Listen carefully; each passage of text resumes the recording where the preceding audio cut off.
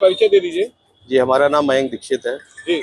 हम दिव्या मिश्रा के भाई हैं और ये घटना करीब 12 साढ़े 12 बजे की है। हम लोग को फ़ोन के द्वारा सूचना मिली थी कि उनको गोली मार दी गई है। तब घटनाक्रम कुछ ऐसा था कि आईसीआईसीआई बैंक में वो कार्यरत थी और उनके पति श्री मानव जी ने उनको बुलाया था बाहर। वहाँ पे इनकी बातचीत हुई 2 मिनट और उसके बाद उन्होंने उनको 2 गोलियाँ मार दी, जिसके बाद वो गाड़ी में बैठे और अपने घर चले गए उसड़िया स्थित। वहाँ पे जाके उन्होंने अपनी सिस्टर की हत्या की और खुदकुशी कर ली। पूरी प्रक्रिया में ये है कि उनकी करीब 7-8-10 साल पहले शादी हुई थी और करीब 5-6 साल से हमारी सिस्टर दिव्या अपने घर पे रह रही थी, अलग होकर रह रही थी। करीब 10 महीने पुरानी 10 या 11 महीने पहले कोर्ट में तलाक के लिए अप्लाई हो चुका है। एक व्हाट्सएप का स्टेटस मानस वाजपेयी का वायरल हो रहा है जिसमें उन्होंने प्रज्ञा मिश्रा जी का और उनके पति का जिक्र किया है। जी, उस व्हाट्सएप स्टेटस में जो है उसमें ये है कि उन लोग का कोई ऐसा कोई रोल नहीं है, उन लोग को जानकारी नहीं थी। उनका अपना निजी पारिवारिक मामला था जो ये अंजाम हो गया उसमें। क्या कोई इलाज भी चलता था? इलाज में उनकी सिस्टर भी मानसिक रोगी यही थी। बात सामने आ रही है कि मानस वाजपेयी और उनके बीच में काफी तू-तू-मैं-मैं हुआ करती थी। हाँ, और 5-6 साल से तो अलग ही थे। दिव्या मिश्रा 5-6 साल से तो अलग ही थी और पहले इन्हीं सब वजहों से वो घर से अलग हुई थी। क्या कभी मारपीट हुई थी इसको लेकर? शायद मारपीट भी हो चुकी थी। असलहा कैसा था? लाइसेंसी था या? इसके बारे में कोई जानकारी नहीं है कि वो असलहा कैसा था। क्या इससे पहले कभी थाना दरबार हुआ था? नहीं, कभी ऐसा कुछ नहीं। और इस वक्त जो बड़ी खबर हम अपने दर्शकों को बता सकते हैं, लखनऊ के इस गोलीकांड में 2 लोगों की मौत हो चुकी है। तो 2 लोगों की मौत हुई है। आरोपी ने अपनी पत्नी पर गोली चलाई। बैंक में काम करती है, बैंक के बाहर बुलाकर उस पर गोली चलाई गई।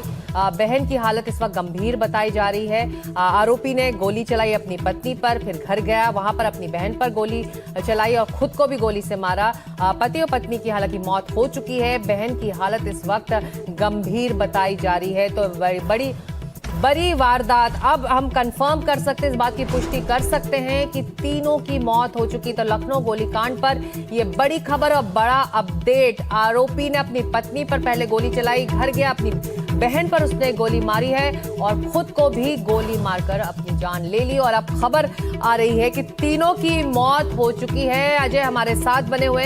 अजय, आरोपी ने खुद को भी गोली मारा लेकिन उससे पहले अपनी पत्नी, अपनी बहन पर भी गोली चलाई और अब खबर आ रही है कि तीनों की मौत हो चुकी है इसमें। निश्चित ही हमारे जो सहयोगी हैं उनकी तरफ से जानकारी दी गई है कि तीनों जो लोग हैं उनकी मृत्यु हो चुकी है। घरेलू कलह का मामला पुलिस की तरफ से प्राथमिक तौर पर जो इस पूरे मामले में जानकारी निकल कर आ रही है, घरेलू कलह का मामला मालूम दे रहा है। और पुलिस अब इस पूरे मामले में, क्योंकि अभी 3 ऐसी हत्याएं हुई हैं शहर में, 2 हत्या और एक आत्महत्या की जो स्थिति घटी है, तो पुलिस की प्राथमिकता अभी जो बॉडीज हैं उनके मैनेजमेंट की है, उनको जो मर्चुरी लेकर जाकर आगे की घटनाक्रम और पंचनामे को लेकर पुलिस का पूरा फोकस है। और महत्वपूर्ण ये कि क्यों ये घटना घटी, इस पूरे मामले में घरेलू कलह के क्या पहलू थे, कैसे पूरा ये मोमेंटम बिगड़ता चला गया, परिजनों में क्या कुछ बात हुई और उस मौके पर क्या बात हुई। सीसीटीवी उस क्षेत्र के अलग अलग जो पुलिसकर्मी हैं, अलग अलग जगहों पर, न केवल बैंक बल्कि आसपास की इमारतों में भी जो सीसीटीवी लगे थे, उन्हें खंगालने का काम इस समय कर रही है पुलिस की टीम। जी, हम अपनी तस्वीरों में बता सकते हैं कि वो 2 जगह जहां पर उसने खुद को गोली मारी लेकिन उससे पहले अपनी पत्नी पर उसने गोली चलाई।